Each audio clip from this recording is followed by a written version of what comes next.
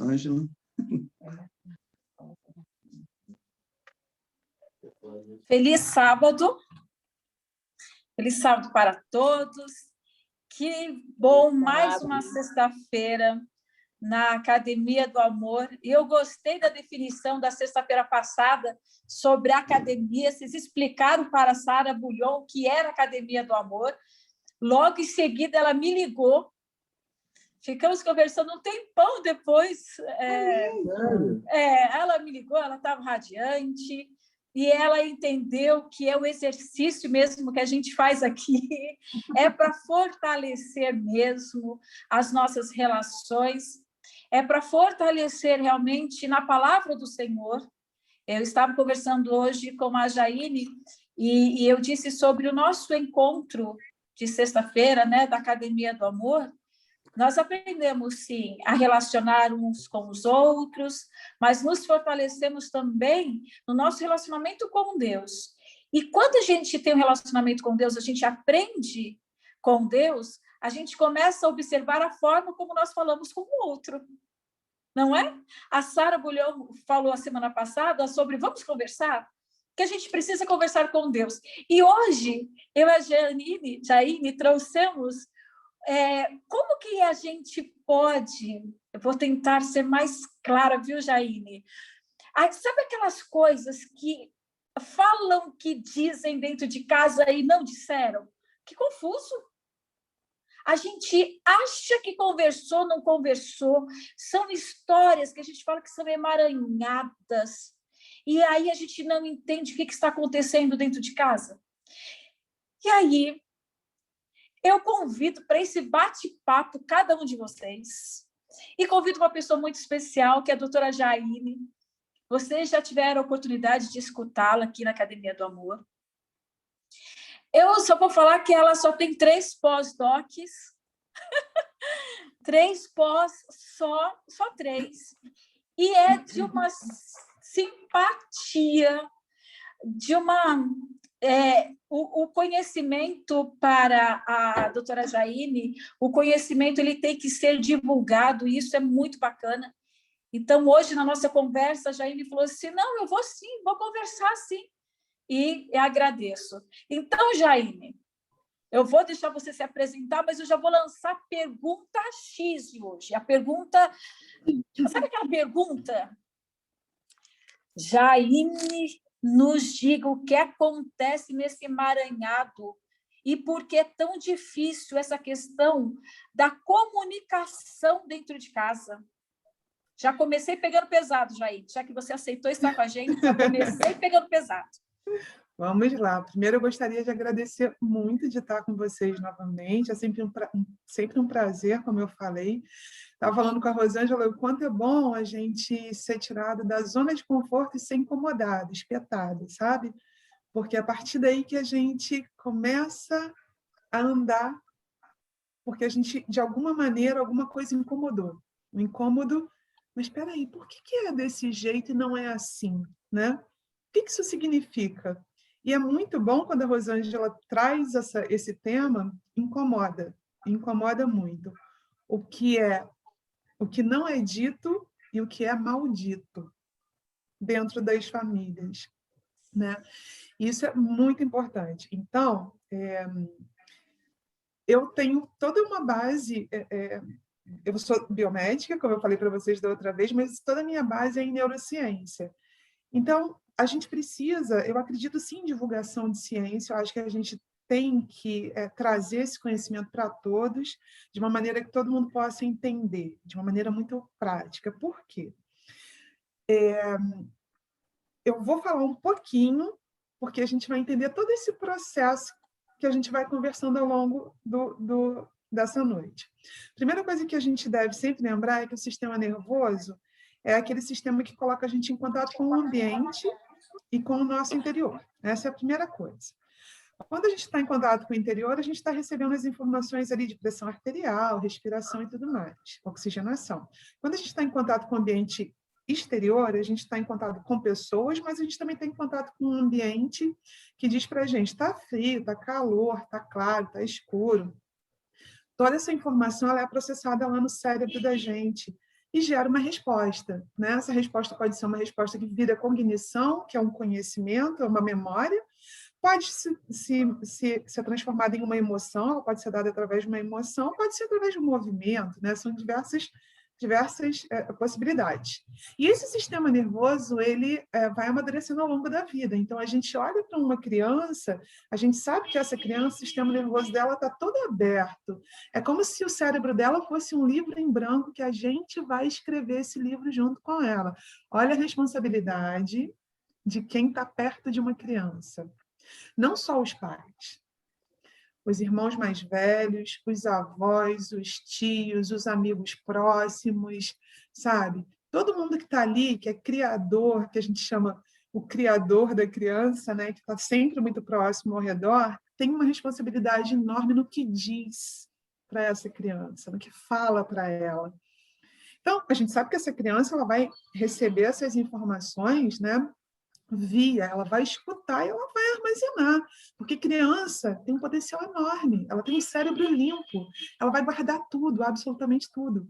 Aí, chegando lá na adolescência, ela vai jogar algumas coisas fora, mas ela vai permanecer com algumas coisas. Com certeza, ela vai permanecer.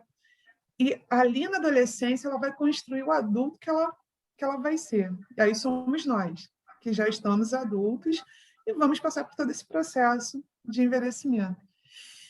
E quando a gente fala para uma criança algo, é muito contundente o que isso vai influenciar na vida dela lá adiante.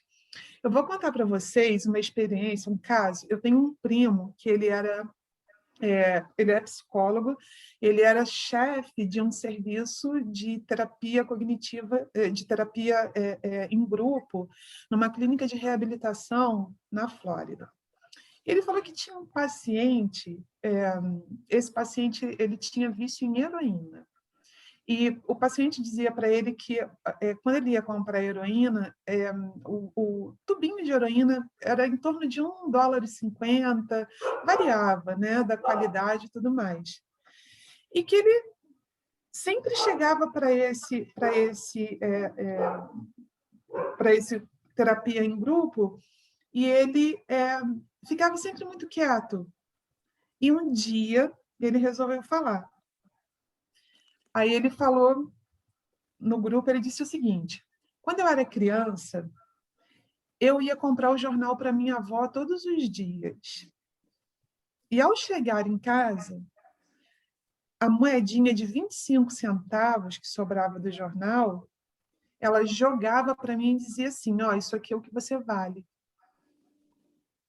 Imagina, uma criança escutar que ele vale 25 centavos de uma avó, que é alguém que é muito presente na vida da criança. E ele foi crescendo, entrou na adolescência com essa ideia de que eu valho 25 centavos. Ele se trocou agora por um tubo que vale $1,50 ou $5. Então, aquilo que ele escuta lá na infância tem uma influência na adolescência e na idade adulta dele. E aí, na terapia, o psicólogo disse: pois é, você já parou para pensar que você está se trocando, talvez, por $1,50, por $5? Que você está se dando esse valor nesse momento? E aí ele parou e pensou: eu acho que é exatamente isso que eu estou fazendo. Eu estou me trocando por esse preço. Mas imaginem vocês que isso foi um maldito lá na infância dele e que se reproduz lá na idade adulta, né? Isso é muito cruel, porque a criança ela não tem critérios, ela não consegue saber o que é certo e o que é errado. Se ela escuta de alguém que ela confia, que ela admira, que ela vale 50 centavos, ela vai acreditar. E aí, lá dentro do cérebro dela, as conexões que dizem para ela que o valor dela é esse, são feitas.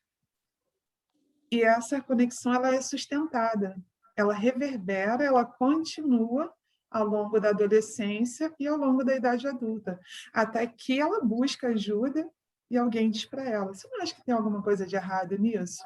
Você não acha que tem que mudar isso? essa é um dos relatos mais fortes que eu já escutei, assim, em termos de comportamento, de valorização, de discurso para crianças na vida, né? Doutora Jaine, muito bom trazer esse dado da questão maldita, né, neste momento, mas nós também discutimos um texto. E se nós não tivéssemos visto que ele se encontra na Bíblia, nós teríamos certeza que foi um Freud, que foi um Lacan, ou outro especialista e outro psicanalista, um dos grandes teóricos da psicologia. Olha só o que você pode encontrar na sua Bíblia. Por favor, né, doutora Jaine? 8, capítulo 3, versículo 4. Alguém que está aí com a Bíblia ou com o celular gostaria de ler Salmo 78, versículo 3 e 4. Olha só o que diz no Salmo sobre isso que a Jaine acabou de falar. Olha, pode ler aí para a gente. Isso que a Jaine acabou de falar, cientificamente, né? E agora vamos ver o que a Bíblia diz sobre isso. Aprendemos o que nos contaram nossos pais, não o encobriremos a seus filhos. Contaremos à vindoura geração os louvores do Senhor e o seu poder e as maravilhas que fez. Muito obrigada. Mas segura aí essa informação. Só a primeira parte aí do verso. O que ouvimos e o que aprendemos de quem? E o que nos contaram nossos pais. Aprendeu de quem? Isso mesmo, não aprendeu de quem? Dos pais. Dos pais. Nós não esconderemos aos nossos filhos e nós vamos passar isso para a geração, certo? Esse texto, para uma pausa aí, Jaine, segura aí que eu sei que você tem muita coisa para falar. Nessa pausa, vamos lá. Este verso é uma bênção. Eu vou parar até a próxima geração. Não continue o texto, tá? O que ouvimos e aprendemos, o que os nossos pais nos contaram, nós não esconderemos dos nossos filhos, contaremos à próxima geração. Encerra o verso aí. Este texto é uma bênção ou é uma maldição? Vamos lá. Este texto, olha só, está na Bíblia, ele é bênção ou ele é maldição? Eu posso ler na minha versão só para... Pode ler na sua versão, sim. Para saber se é maldição ou se não? Ótimo. Olha aqui. Vou lhes contar uma coisa muito interessante para vocês poderem passar adiante. A história dos milagres maravilhosos que o Senhor realizou e de seu grande poder, contando a seus filhos e netos. Ótimo! Você já deu uma outra pista, mas, de qualquer forma, segure essa informação. Nós vamos contar. De alguma forma ou de outra, Fernando, nós vamos contar. O texto ele acaba tendo a mesma propriedade. O que ouvimos e o que aprendemos, nós vamos contar. Este texto é uma bênção ou é uma maldição? Vamos lá. Depende do que eu vou falar, depende de como eu encaro esse Deus. Depende da minha vida, pode ser uma maldição. Depende de como eu vou encarar isso. Eu estou escutando a voz da Regiane? Tá. Gente, privilégio tê-la conosco, Regiane. Regiane é minha irmã. Que prazer tê-la conosco. Prazer então, mesmo. Regiane, que bom te ver. Ela está lá em Goiânia, gente. Que saudade da minha irmã. Gente, é o seguinte, ela disse que vai depender. Depender do quê? Depender do quê? Que pode ser uma bênção, uma maldição. Dos pais. Depende do quê? Depende dos pais. Ai, meu pai, está piorando a situação, Regiane. Eu achei que ela fosse entrar para ajudar a gente. Eu estou vendo que ela está piorando a nossa situação.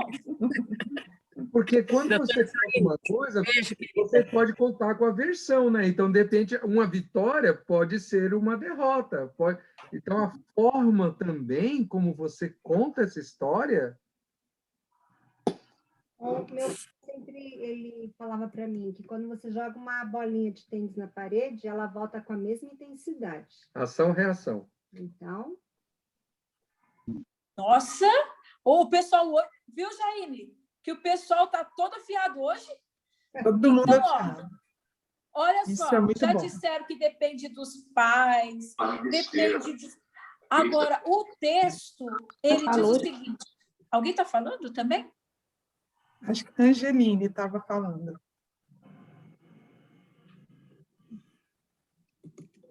Aquilo que nós aprendemos, aquilo que nós ouvimos. Agora, uma questão, que a Jaine já vai entrar nisso. Não tem como nós, seres humanos, não termos aprendido nada nessa vida, dos nossos pais ou de quem nos criou. Correto? Não tem. A Jaine acabou de falar isso, que assim, nós nascemos, vamos colocar em branco, né? E as informações que vierem nós vamos ser constituídos a partir de tudo isso. É como se fosse, Jaine, vê se tem lógica, como se nós estivéssemos um labirinto de espelhos. E todas as informações vêm, e é a partir disso que eu sou formado. Então, esse verso, a gente pode discuti-lo no final, e segurem aí essa informação, é bênção ou maldição esse verso? Com você, Jaine. Pois é, a gente vai discutir no final por quê. Realmente depende. Então, vamos lá. Vamos pensar o seguinte. Imagina uma criança que os pais fazem a reprodução do que eles aprenderam de seus pais. No entanto, o que os pais lhes ensinaram não é apropriado, né? Vamos dizer lá que um pai aprendeu com o pai dele que um tapinha não dói. Só que esse tapinha não é um tapinha, entenderam? É um tapinha que é algo que pode se transformar em agressão verbal. Deixa eu trocar aqui, né?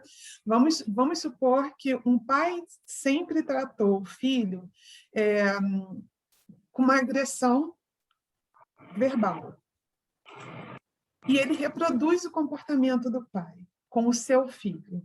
Ele diz para o seu filho as mesmas coisas que ele escutava do pai dele, né? Isso não pode ser bom. Como a criança, ela de fato aprende tudo, ela internaliza tudo, ela vai aceitar aquilo que o pai dela está falando. Ela vai internalizar.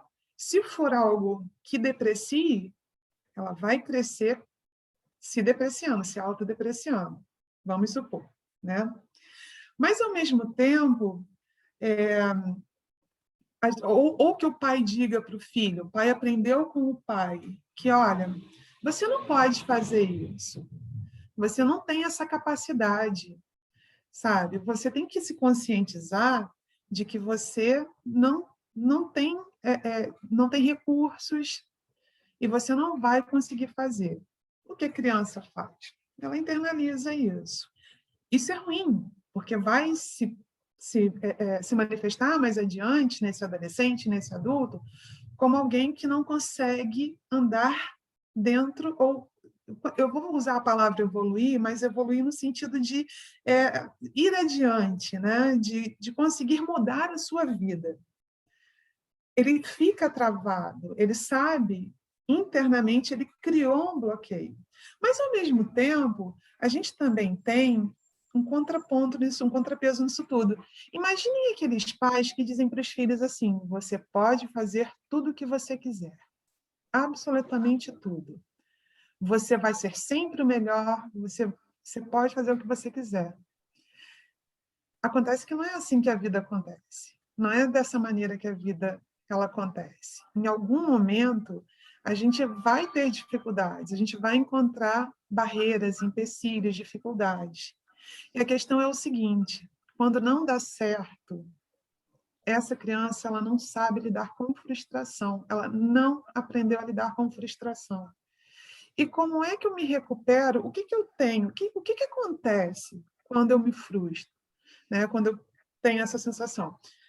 A gente pode ter um comportamento de alguém que desiste, de alguém que fica completamente apático perante uma dificuldade. A gente pode ter um comportamento de alguém que vê aquela dificuldade como um desafio e segue adiante, né? E é super importante que os pais façam esse equilíbrio com seus filhos. Você pode, sim, ser o que você quiser, mas saiba que vão ter dificuldade. Então, essa conversa, ela é fundamental para preparar essa criança para se frustrar, sim, saber que ela vai encontrar dificuldades, mas que se ela encontrar dificuldades, ela tem recursos para sair dessa dificuldade e encontrar outras soluções. E aí agora a gente tem um adolescente que está muito mais preparado para lidar com a sua própria adolescência, que é cheia de lutos e frustrações, como diz a Rosângela, né? O adolescente tem muito isso. E quando ele passa melhor por essa fase, o adulto que ele vai se tornar vai ser um adulto muito mais forte. Então, a gente tem discursos diferentes, falas diferentes, que impactam diretamente no adulto que a gente vai encontrar lá adiante, né? E aí tem uma outra história que é bem interessante, Rosângela, que é uma história contada por uma médica, que ela recebeu uma paciente de 12 anos, obesa, a menina com 12 anos tinha 100 quilos, é um peso bastante alto, né? E a mãe veio com a filha para consulta.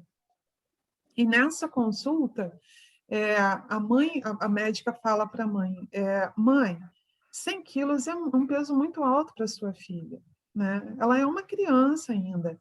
É preciso impor regras, né? É preciso que se faça um controle. E a médica percebe que a mãe fica assim um pouco desconfortável e pede para a criança sair e fica com a mãe. E nessa conversa com a mãe, olha o que diz a mãe para a médica. Eu fui abandonada pela minha mãe quando eu era criança, eu fui criada pela minha avó. A minha avó, ela não me dizia eu te amo, ela não me dizia uma palavra de carinho, mas ela nunca deixou faltar comida. O horário da comida era sagrado. Então, eu entendia o amor da minha avó por mim através do alimento que ela me dava. E é isso que eu sei fazer com a minha filha. Para mim, eu não sei dizer para minha filha eu te amo, mas eu sei que se eu alimentá-la e se ela pedir mais e eu der, ela vai entender que eu a amo. Olha a mensagem que ela passa no ato. Ela não diz. Ela usa o ato de alimentar a filha e subentende que a filha entenda que ela está dizendo, eu te amo. Né? São 3 situações diferentes. Uma do maldito sem preparação para as frustrações e uma do não dito, né? Perpetuado pelos pais. E também, doutora Jaine, nesse contexto todo, quando a gente fala do maldito e do não dito, nem sempre os pais querem o pior. Eu acho que é isso que a gente precisa entender também, porque aquilo que nós somos hoje passou muito por aquilo que nós não escutamos também na infância. E não escutar não é que não me disseram, é que não disseram da forma que deveria. Então, ficou aquela coisa subentendida. Né? Eu acho que é aquela coisa simbólica mesmo. Por exemplo, tem muitos adultos hoje que tiveram em casa cenas de violência, mas não a violência física, não a violência psicológica, não a violência sexual, mas a violência simbólica. Essa coisa da palavra velada, isso é tão grave quanto as outras violências, né? Quando eu tenho um poder e a vítima não se reconhece nem como vítima, Não tem nem como lutar diante daquilo. Então, tudo que nós dissermos em casa, ou tudo que nós fizermos, ou tudo que nós somos hoje, nós passamos por essas falas, entrucadas ou não, nós tivemos. Em outro parênteses, você sabia que os comerciais também trabalham com a gente nesse sentido, com distorção cognitiva, que é o nome? Muitos comerciais já foram proibidos. Por exemplo, quem é da década de 90 já viu aquele comercial. E Fernanda, se vocês quiserem compartilhar, eu estou sem poder compartilhar, está no YouTube, um comercial dos anos 90, em que o menininho, ele diz como aquela tesourinha do Mickey. Vocês lembram desse comercial, gente? Tesourinha do Mickey? Não lembram?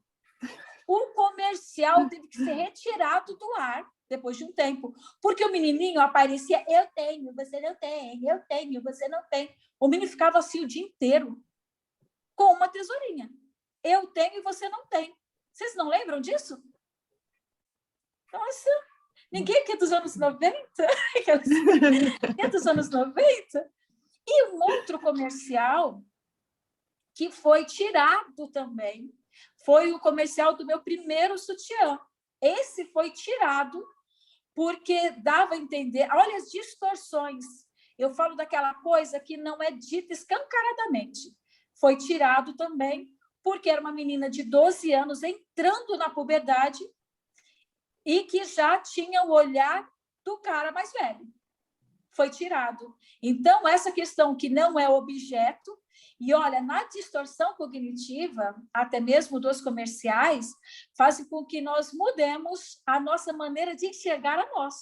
Por exemplo, o comercial, que eu não vou citar o nome da marca, em que, e acho que vocês vão lembrar desse comercial, que é mais recente, você não é... eu estava falando aqui que lembra do comercial do sutiã, e foi tirado, viu? Foi proibido esse comercial. E um que não foi proibido, mas que eu acho que deveria, você não precisa ser uma mulher café com leite. Lembram desse comercial? É verdade. Olha, o comercial café com leite foi um comercial discutido. Tem artigos sobre este comercial, de tão forte é este comercial para o nosso cognitivo, para a nossa distorção cognitiva, né? A forma errada que a gente começa a se enxergar. Perfeitamente. E isso é muito importante, porque assim como a criança, ela tem um campo todo aberto, né? Tem um cérebro todo em branco que a gente está construindo, o fato de sermos pessoas com cérebro formado, adultos com cérebro já formado, não significa que novas informações estejam entrando e que vão influenciar a maneira como a gente pode, sim, se observar, se ver, e muitas vezes se pensar inadequado para aquela situação. Sem dúvida alguma. Hoje a gente tem a neurociência sendo bastante utilizada no neuromarketing, e o neuromarketing ele foi um campo que cresceu bastante, é muito utilizado pelas empresas em pesquisas para saber o quanto o produto que ela está ofertando altera a neurofisiologia e a resposta do consumidor.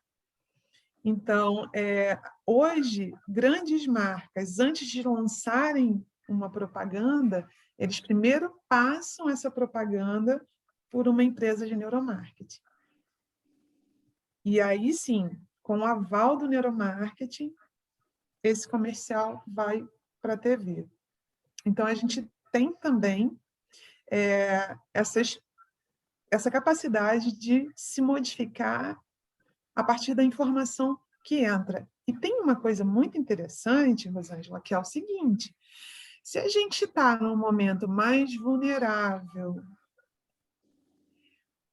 como, por exemplo, no momento mais depressivo, ou no momento em que a gente está numa situação de estresse crônico, a maneira como o cérebro da gente está funcionando, ele é diferente. Então, a gente está muito mais propenso a receber, entender mensagens de maneira diferente.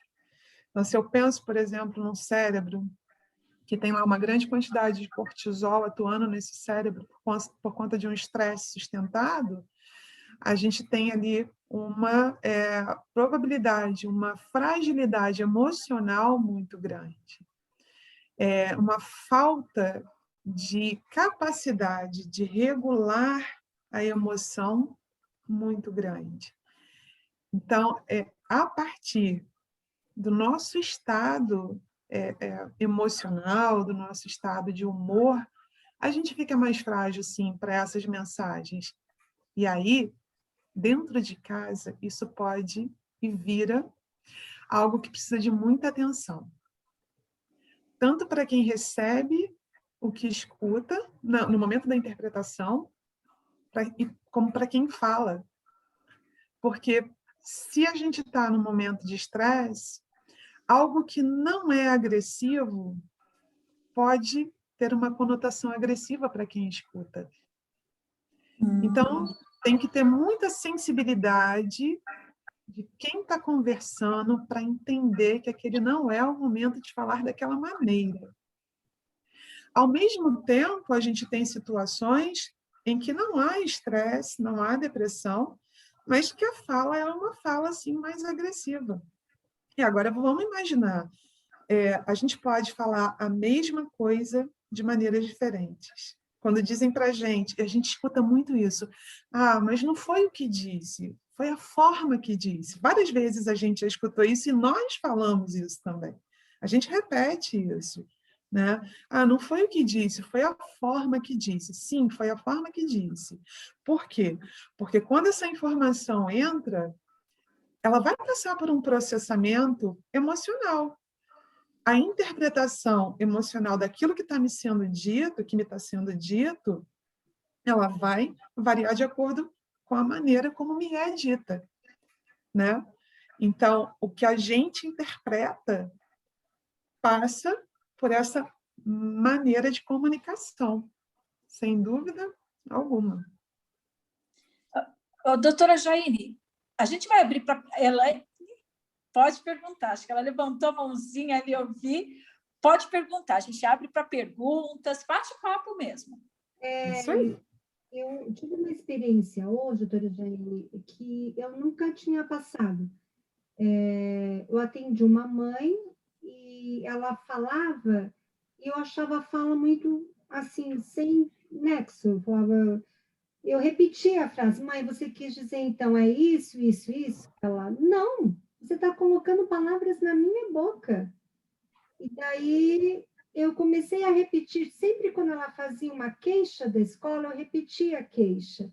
E ela dizia que ela não tinha falado isso. Então, eu fiquei tão preocupada porque ela, quando eu falava, ela se ouvia. E daí ela falava, não quis dizer isso. E foi complicado esse atendimento, porque eu tive que fazer todo o processo repetindo para ela se ouvir. Então, é muito complicado. Eu tive uma certa dificuldade de trabalhar, gerenciar esse conflito, porque eu nem conseguia se ouvir, né, no contexto de uma queixa, né, contra a escola. Nossa, isso é muito difícil, viu? Porque isso acontece muito. Ela provavelmente devia estar bem alterada, né? Assim, e as pessoas, nós, né, quando estamos sob estresse muito grande, né, com algo que incomoda, muitas vezes a gente não consegue ter o entendimento do que fala. A gente não funciona, de fato, o sistema nervoso ele não funciona direito quando tem os hormônios do estresse ali, a neuroquímica que está acontecendo nesse momento. E a pessoa acha que está falando algo, mas ela fala algo completamente diferente, né? E isso acontece muito. Quando a gente pede, né, calma, se tiver que fazer qualquer intervenção, tente não fazer ou tente não falar quando você estiver no calor da sua emoção. Porque, de fato, o processamento do pensamento, raciocínio, ele tem interferência da emoção. Várias vezes já falaram para a gente, não pensa com a emoção, não pensa com o coração, não, pensa com a cabeça. E aí a gente fica com aquilo, não, eu vou tomar atitudes totalmente racionais. Isso é uma grande mentira. A gente nunca é totalmente racional.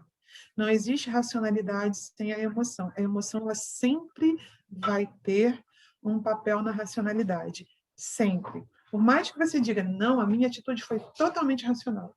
Não foi. Não existe isso. Não existe.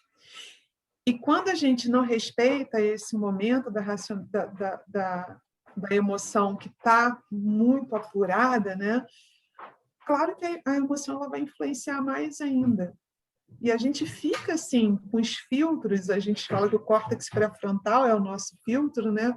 O córtex pré-frontal, ele não vai filtrar muito bem, ele não vai processar muito bem aquilo que eu falo quando eu estou no pico da minha emoção. Nós humanos somos desse jeito.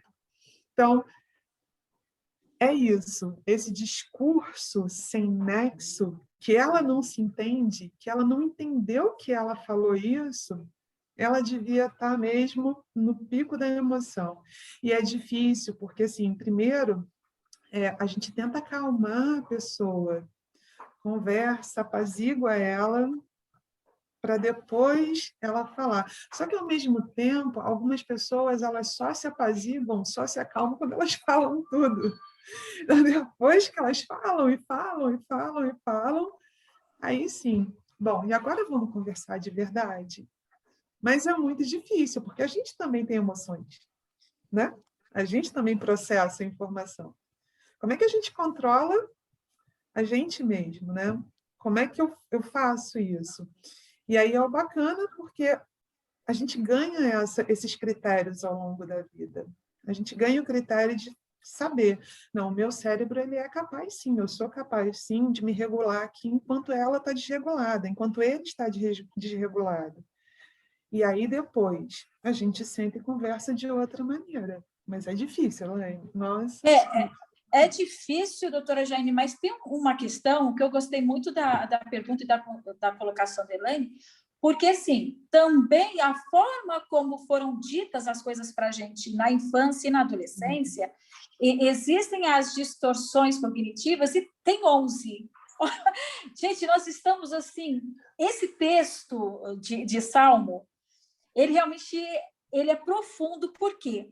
Dependendo das histórias que são contadas para nós na infância, ou das palavras não ditas ou malditas na nossa infância, nós podemos ter 11 distorções cognitivas.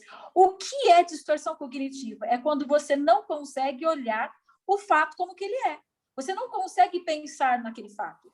Por exemplo, é isso que vocês acabaram de falar, a distorção, que é a falta de filtro. A falta de filtro não permite eu enxergar a situação.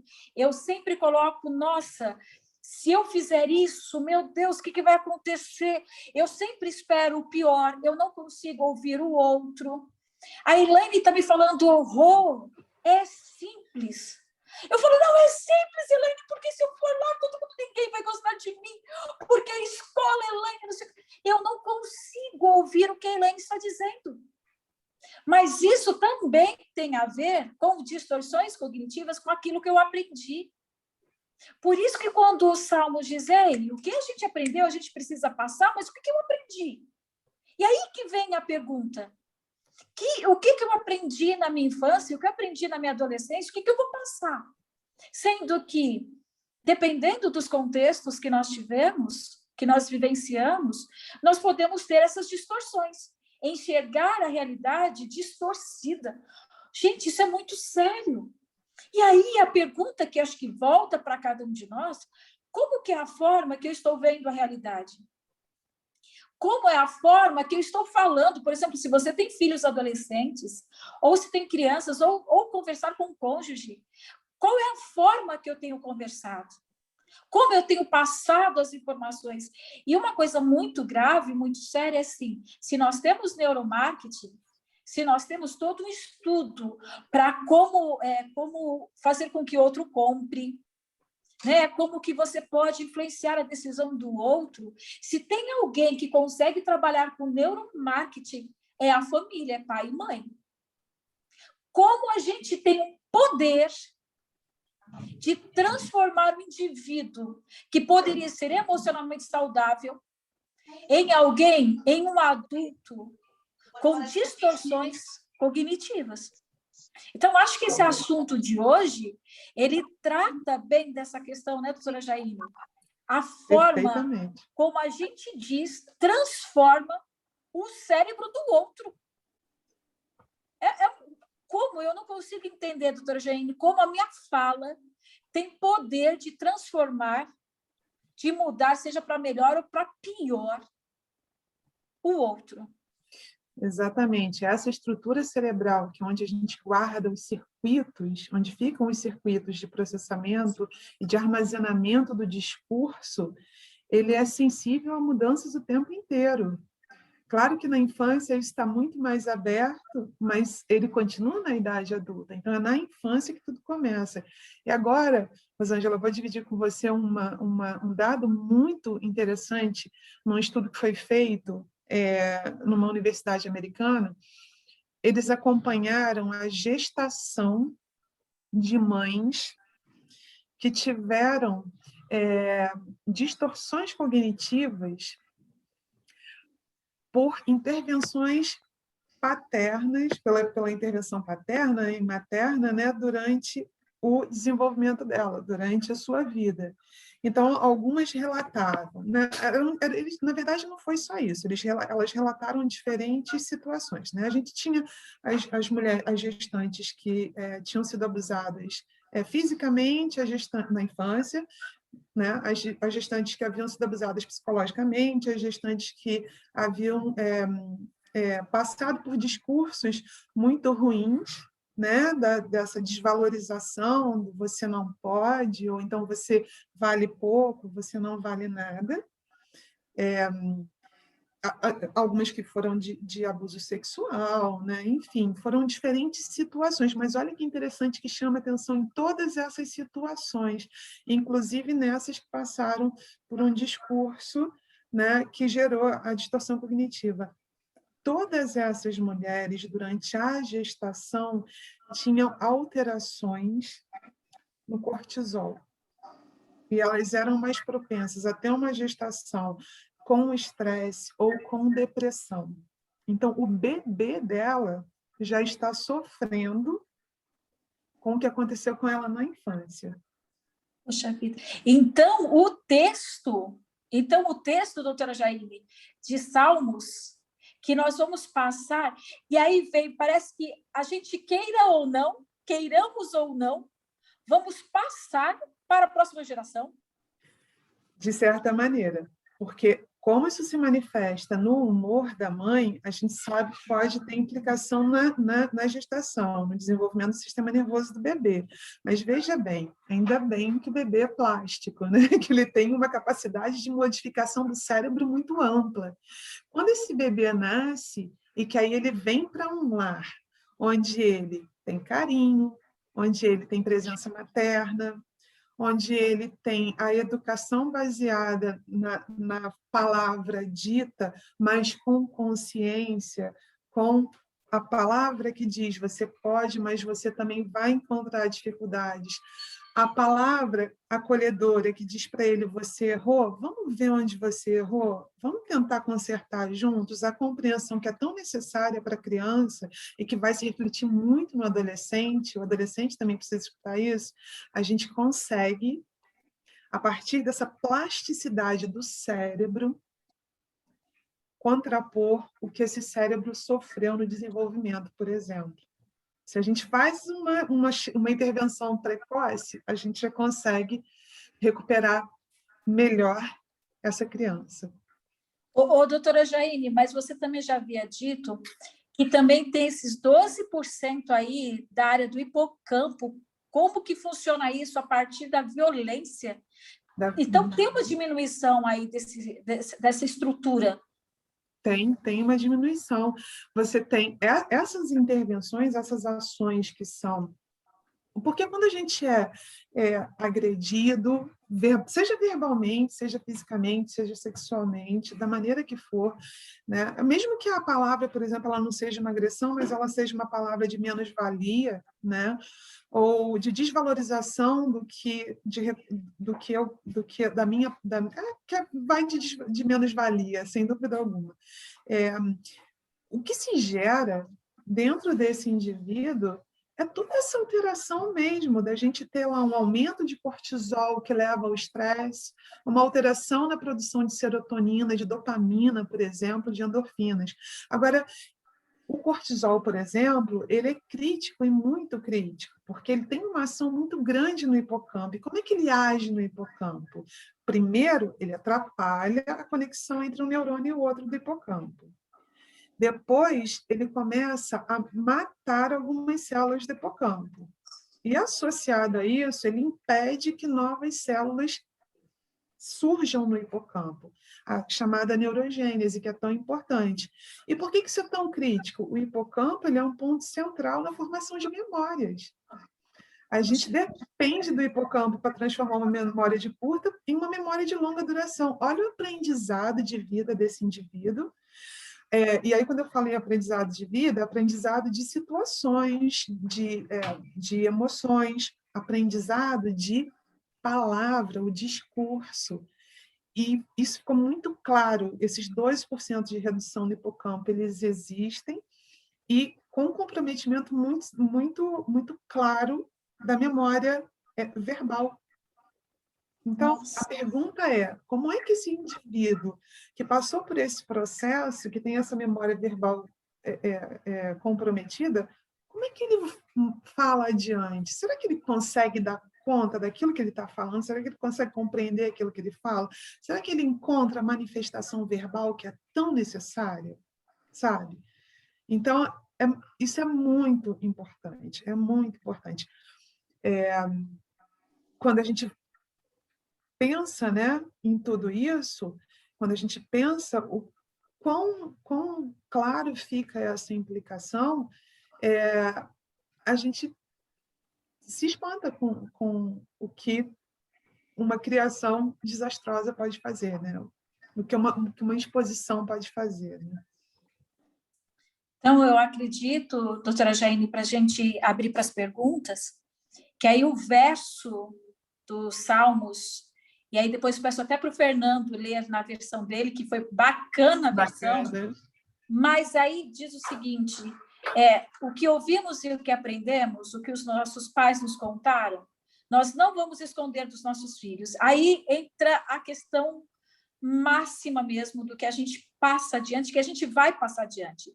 Seja a distorção, como foi dito, mas a questão da linguagem, a questão da fala, daquilo que é dito. Olha como é sério, porque aí no final ele vai falar assim, porque nós contaremos, ou seja, nós vamos falar, nós vamos dizer para a próxima geração, sabe o quê? Os planos louváveis do Senhor. Nós vamos falar da maravilha que ele fez. Fernando, leia na sua versão, por favor, como esse verso pode ser uma bênção. Porque se a gente parar, só contaremos à próxima geração, ele pode ser uma maldição, certo? Mas aí, se a gente continua, vamos lá. É o capítulo 78, verso 4 de Salmos. Vou lhes contar essas coisas interessantes para vocês poderem passar adiante a história dos milagres maravilhosos que o Senhor realizou e do seu grande poder, contando a seus filhos e netos. Esse verso, ele só se torna uma bênção se eu contar, se eu viver as maravilhas do Senhor. Quando, Ellen White, quando nós encontramos na Bíblia que nós temos, sim, que tomar conta da nossa fala, daquilo que é dito dentro de casa, não é simplesmente por capricho, é uma questão de estrutura, é uma questão de sistema nervoso. Olha como é sério, nós podemos modificar o cérebro do outro. Deus, ele disse de uma forma tão poética, algo tão científico para que a gente pudesse entender. Deus disse de uma maneira linda. Deus disse de uma maneira acessível. Ei, conte para a próxima geração, conte para os seus filhos, para os seus netos, de tudo que eu fiz. E vivam tudo que eu fiz. Para dizer o seguinte, olha, se não fizer isso, tem diminuição na área do hipocampo, tem comprometimento, distorção cognitiva. Deus, ele disse de uma maneira simples. Ei, falem com respeito um com o outro. Seja casado, seja com os filhos, seja com quem for que passar por nós. Tenhamos palavras que abençoem, palavras que edificam. E hoje a gente entende o que é edificar pensando na fala. Então, essa parte, ela pode ser bênção se nós continuarmos o verso, se estivermos no Senhor. Se nós pararmos, nós vamos ensinar tudo aquilo que nós aprendemos, e pode ser tanta coisa feia, pode ser tanta agressividade que passamos para geração, de geração a geração. Igual contou aqui, foi a Angeline que diz o seguinte, que ela sofreu muito, né, quando criança, a mãe foi sempre de gritar, e agora, às vezes, ela também se vê agindo dessa mesma forma. E é assim mesmo, né, doutora Jaine? Exatamente, é desse jeito, porque assim, a criança ela segue exemplos. Qual a maneira que nós aprendemos? Nós aprendemos por repetição. A gente repete comportamentos, a gente repete aquilo que leu no texto. A diferença é que, quando adultos, a gente consegue interpretar, né? Ter uma visão crítica daquilo que está sendo ensinado. A criança, ela não tem essa opção. A criança, ela não tem um raciocínio abstrato. E ela também não tem critérios, ela não tem informações já guardadas para dizer isso é certo, isso é errado. Então, o que ela faz? Ela absorve tudo que está sendo ensinado a ela e ela vai reproduzir esse comportamento mais tarde. Sim, onde o ambiente vai dizer muito quem vai ser essa criança mais adiante. É muito bacana que ela tenha falado isso, e ela falar que ela se pega fazendo isso, mas olha que bacana como ela sabe que ela está fazendo. E como agora ela tem o critério para dizer, o meu pré-frontal funciona, isso não é a maneira de eu lidar com o meu filho. A criança é ele, eu sou a adulta. Eu modulo o meu comportamento para que o meu filho seja um adulto mais controlado, mais regulado no futuro. Assim como a gente faz hoje, né? A gente, quando conversa com outro, a gente tem um outro respeito, porque a gente entende que é dessa maneira que a gente consegue conviver, né? Que é dessa maneira que é o certo da convivência, o respeito, a conversa, não o grito, não a agressividade expressa absoluta, como a gente vê, né? Então, esse texto dela foi bem assim, para exemplificar exatamente isso, o que dizem para a gente, o que nos mostram em comportamento enquanto somos crianças, vai moldar o adulto que seremos. Mas aí com critérios para dizer, não, esse comportamento eu não quero. Doutora, na questão da disciplina, que é uma questão muito importante, né, da criança ou até do jovem, é muito diferente quando você chega no seu filho e fala, olha, filho, aconteceu isso, né, o que você fez, não o que você é, né, o que você fez foi algo de errado, e por isso você vai sofrer uma sanção, você vai uma consequência, né? Você vai perder alguma coisa nesse sentido, tá? Ou, de repente, até vai esquentar o bumbum, né? Mas apenas uma palmada, né? É bem diferente do que você pegar o que aconteceu, já chegar e já gritando e batendo, né? Então... Muito diferente. Por que ela está sendo disciplinada, né? Quais as coisas... Não só chegar e já... Não, sem dúvida, Fernanda, é muito diferente. Eu tinha uma amiga, né, que ela dizia assim, para quase tudo na vida, quase tudo, a resposta é o amor. Ela dizia isso. Eu concordo. O amor, sim, é a resposta para quase tudo na vida, mas a gente também tem que aprender a interpretar as idades. Por exemplo, uma criança a gente controla melhor, mas um adolescente, a gente tem que conhecer o adolescente para saber que, às vezes, só o amor não vai resolver.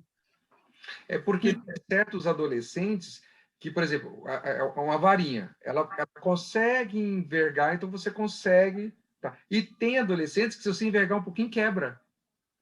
Então, você tem que saber exatamente a forma como atingir, né, esse adolescente. E único. Estudos recentes mostram que a melhor forma de educar, claro, a gente não tem receita, né? Mas a melhor forma de educar é quando não está na situação. E eu gosto disso. Não é quando acontece a situação que você vai educar. Nós vamos trabalhando, por exemplo, a neuronarrativa, que eu acho super interessante, e acho que vem bem a calhar com esse texto dos Salmos, que nós vamos contando. É através das histórias. E Deus é recheado de histórias, né? A Bíblia é recheada de histórias. As histórias, elas têm poder, olha só, a gente tem ferramentas. A história tem poder de modificar o cérebro de quem ouve. Então, olha só, quando eu conto, antes de acontecer um fato, eu estou trabalhando com valores. Hoje a gente tem que trabalhar com ética, né? Com valores. Nós temos 20 anos. Eu e a doutora Jaine estamos num projeto, né, doutora Jaine? O projeto Na Moral de Brasília. E a gente trabalha com ética para adolescentes em Brasília. E, olha, leva-se 20 anos para se tornar um corrupto. Leva-se a infância, a adolescência, a saidinha da adolescência para formar mesmo uma pessoa corrupta. Então, a gente tem esse processo todo da infância e adolescência para ensinar a ética, a valores. Porque, olha, ética e valores, a gente não nasce com elas, a gente aprende. Então, aquilo que nós aprendemos do Senhor, nós vamos passar para as gerações. Então, a gente não começa quando apronta. Por exemplo, dica para quem tem adolescente, não adianta, ele aprontou que aí você vai educar. Não. Nesse sentido, quando apronta, você vai estar controlando, tentativa de controle. E aí a gente se frustra mesmo, porque não vai dar certo. Sabe, depois que ele fez, que a gente vai, porque você não pode. Não, a gente fala tudo isso antes, através das histórias, através das brincadeiras, através do jogo. Jogo, gente, tem jogos que são tão bons como adolescentes. Então, assim, a gente precisa entrar no mundinho deles. É, exatamente isso. E tem uma coisa que é muito importante, aí a gente vê isso claramente. Várias vezes a gente já escutou assim, não tem jeito, não. Você fala, mas só vai... Você conta a sua experiência, mas não vai escutar o que você diz. Porque vai ter que viver para saber e quebrar a cara. Olha como isso não é uma verdade. Vocês sabem que criança, ela só tem memória a partir do momento que a verbalização é feita. Criança, antes de falar, ela não consegue formar memória. Olha o quanto a palavra está junto com a memória, né? Então, mas eu, por exemplo, conto histórias. Eu achava, né, que era minha história. Eu contava uma história de que quando eu tinha 1 ano de idade. Eu dizia, não, isso aconteceu. Não aconteceu. Com 1 ano de idade eu não falava ainda. Eu falava algumas palavras, mas eu não tinha a verbalização que permitisse formar algumas frases e tudo mais. É porque meus irmãos mais velhos contavam essa história e eu assimilei como se fosse a minha história. E eu conto até hoje, para mim é tão vívido, tão intenso aquela história. Eu estava lá, mas eu conto com um detalhe que eu não tinha amadurecimento cognitivo para viver, para interpretar. Então, eu conto a minha história a partir da visão deles. Dessa maneira, a gente pode imaginar que se a gente começa antes, conversando, apresentando histórias, contando casos, trazendo-se informações, a gente consegue ajudar os adolescentes a projetarem, e isso é uma coisa muito interessante, porque a criança ela ainda não tem esse raciocínio abstrato, a criança ela é muito concreta. Você conta uma história de que um gato pulou sobre a ponte e aí voou sobre a ponte, a criança vai se prender nos detalhes. O gato tinha asas, o gato era amarelo. Mas ele não vai pensar, como que o gato passou por cima da ponte? O adolescente faz isso, ele já passa do raciocínio concreto para o raciocínio abstrato. Então, ele já tem a capacidade de se colocar também no lugar, de imaginar, de criar. Então, vale muito a pena, sim, e é fundamental a narrativa, a neuronarrativa, nesse sentido, é perfeita, muito bem lembrado, Rosângela, perfeita a sua colocação. E é isso, Fernanda, a gente consegue aí antes tentar fazer essa intervenção, né? E principalmente o adolescente, a gente precisa entender essa fase dele, a gente precisa dizer, olhar para o adolescente e entender o seguinte, ele não é criança e não é adulto, ele está naquele processo, nem ele se conhece. Então, ele também está precisando de espaço para se conhecer e ele precisa de apoio para se conhecer e para que você o reconheça, né? Para que a gente o reconheça, que a gente traga esse conhecimento. E aí, de repente, tem alguns pais que dizem assim, isso aí é um adolescente, é um adulto com cérebro defeituoso. Daqui a pouco o cérebro dele conserta, sabe? Isso é um dos discursos que a gente sempre escuta com relação à adolescência, né? Aquela cobrança, se comporte como adulto, mas você não pode fazer porque você é criança. É muito determinismo, não faz isso com o adolescente, não. O adolescente, a gente tem que dar argumentos para ele, para pensamento. Tem que dar a fala para ele, né, doutora Jaine? A fala, o lugar do espaço, da conversa. Alguém tem alguma pergunta? Ou querem repartir algo? Que nós já estamos chegando ao final, mas a gente quer ouvir vocês também. Eu tenho um outro verso bíblico que eu gostaria de colocar, Provérbios 25:15. Palavras brandas têm mais poder que palavras ríspidas. A língua branda quebra até os ossos. E quebra. Perfeito. E diminui o hipocampo. Exatamente. E a gente falava mais cedo, a gente até esqueceu de tocar nesse assunto, mas tem uma coisa bem importante, é que durante o desenvolvimento, né, durante o nosso crescimento, existem momentos em que a gente tem um reforço positivo, que é muito mais importante para a gente formar a memória, para a gente formar o aprendizado.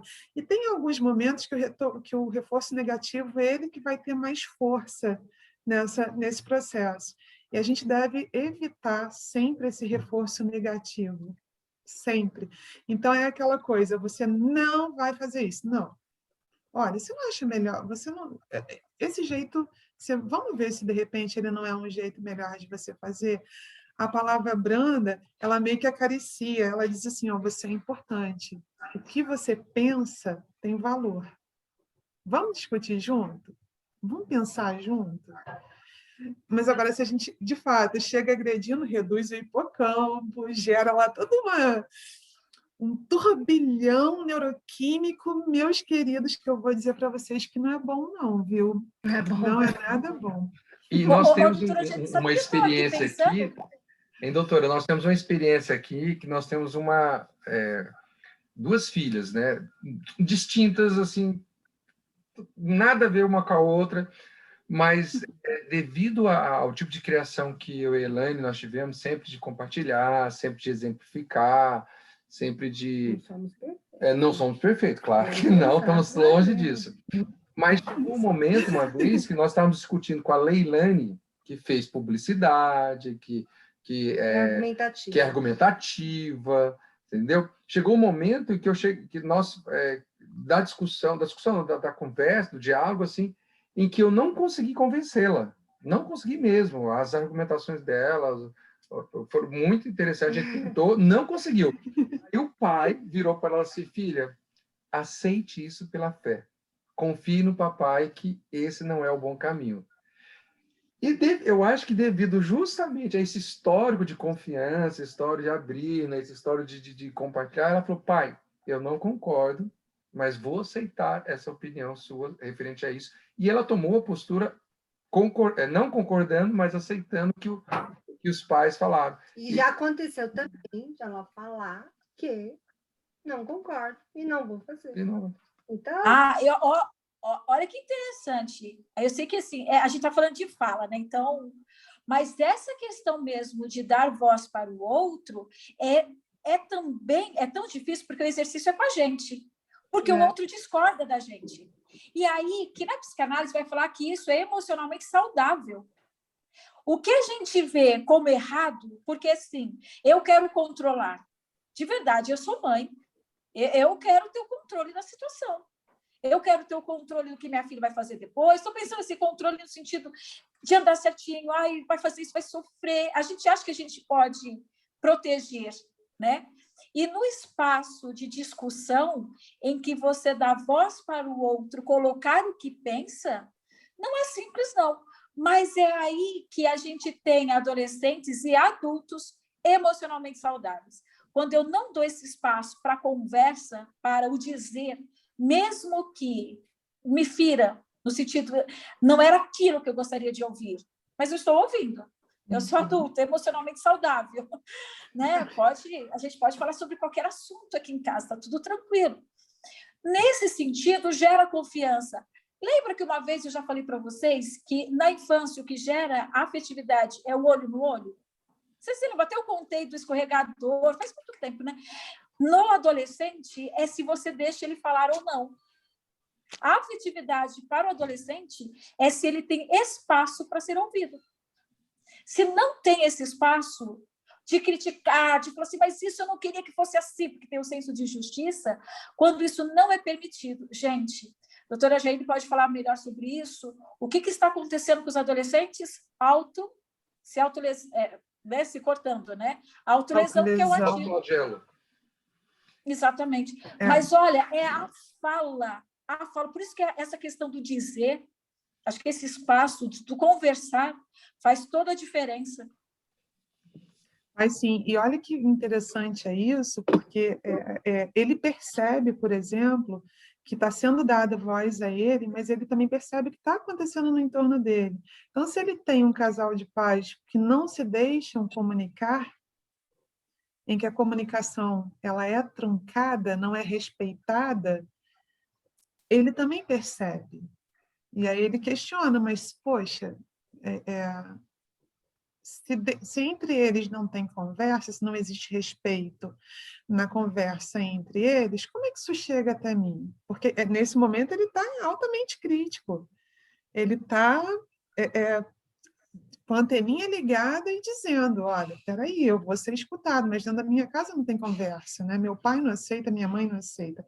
E eu, né? Vão aceitar o que eu digo? E uma das maneiras que o adolescente tem de manifestar essa necessidade dele de falar, né?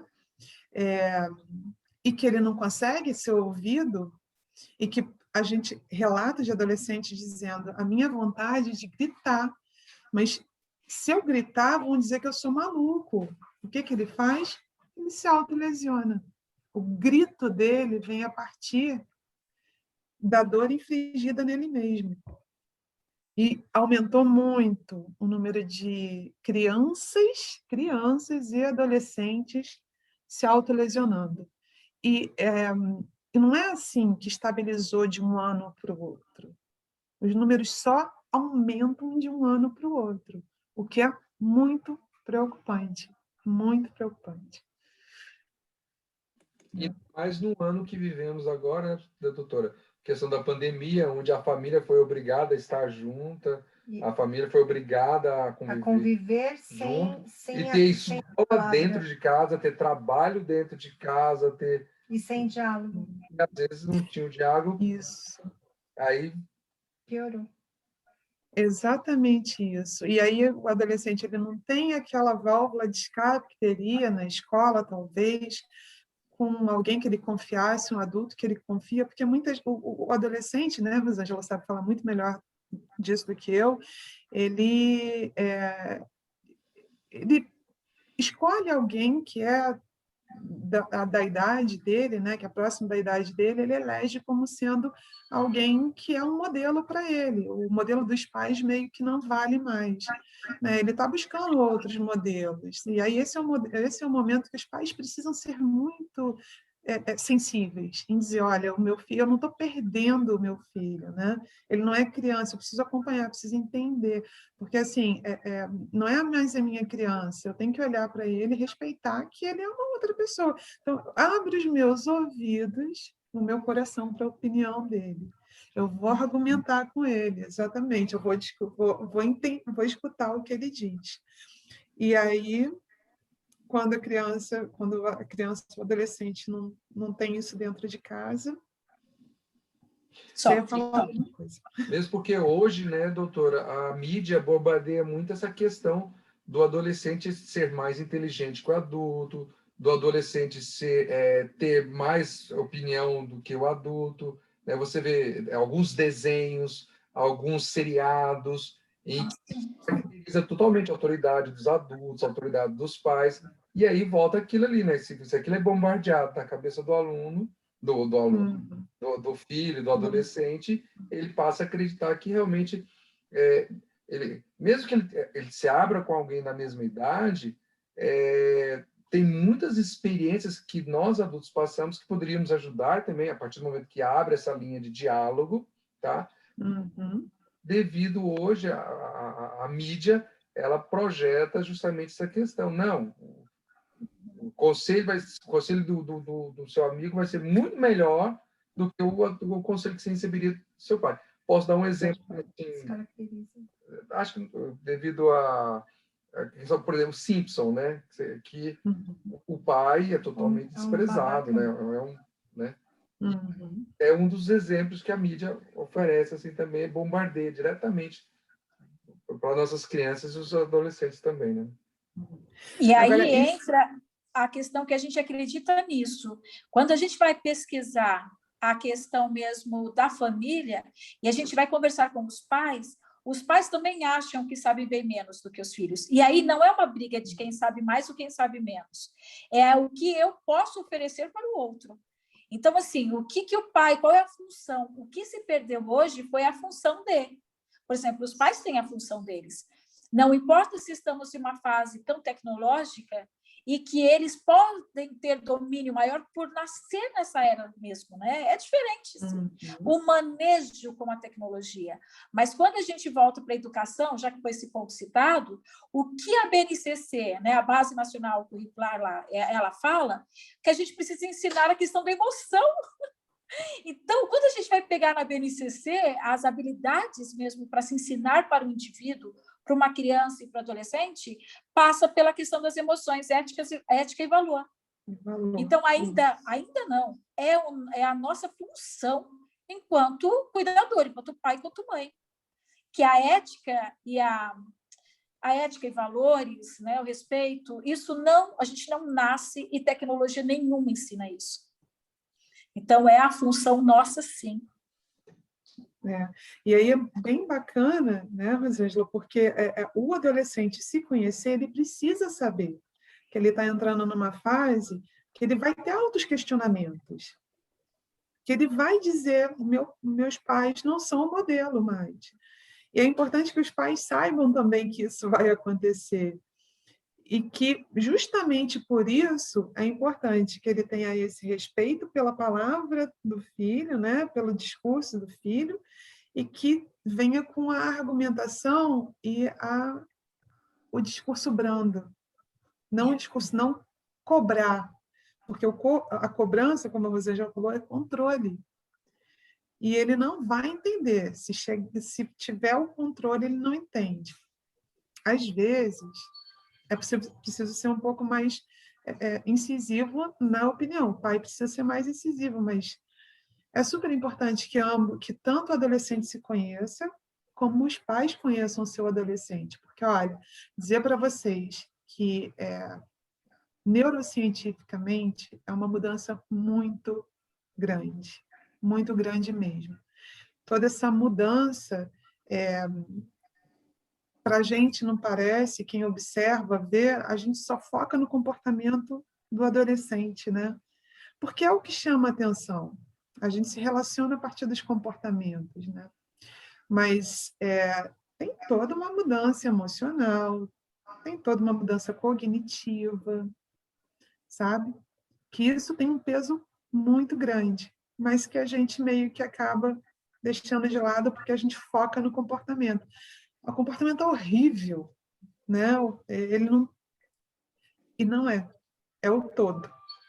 E a gente tem acesso melhor quando a gente conhece e o adolescente também se conheça. Bem importante. Ótimo. Gente, agradeço a participação de todos. Doutora Jaine, muito obrigada mais uma vez por estar conosco.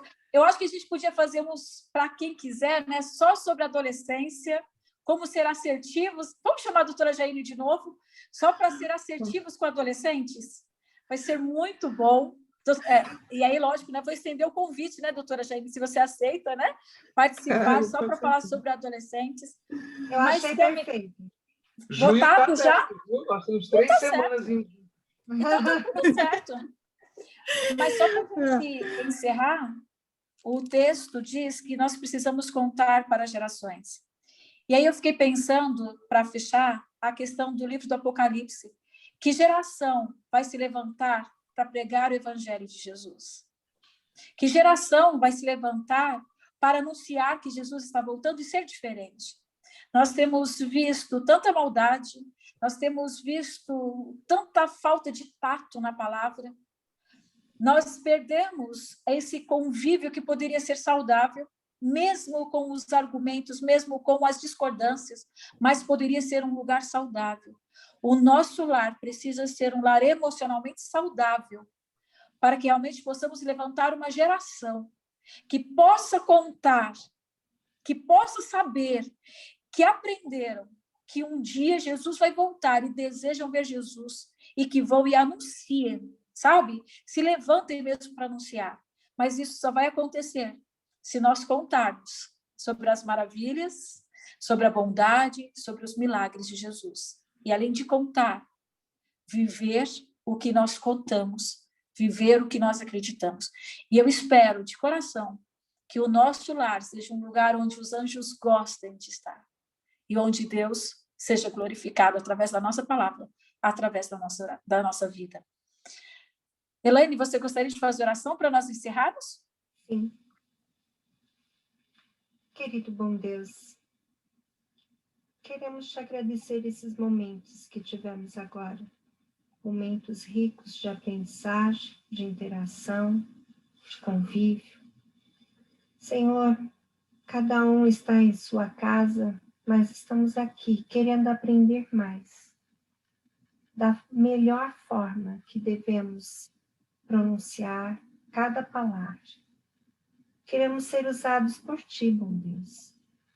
Vivemos num mundo tão difícil, numa época tão complicada de pandemia. Queremos dominar, Senhor, nossas palavras, mas só o Senhor pode fazer isso por nós. Nos ajude, nos capacite a pensar antes de falar. Não conhecemos todas as casas aqui. Uma deve ter criança, outra adolescente, a outra pode ser somente um casal. Mas a nossa palavra, ela possa ser abençoada por Ti. Amém. Queremos também, Senhor, que esteja com a doutora Jaine. Que trabalho maravilhoso ela tem feito. Quantas pessoas ela já deve ter ajudado. Quantas pessoas ela deve ter abençoado com a sua palavra. Continue abençoando a vida dela. No seu trabalho, nos seus estudos.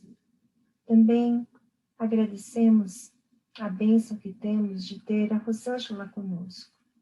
E a todos que estão presentes aqui. Que a tua bênção possa entrar em cada janelinha representada nessa tela.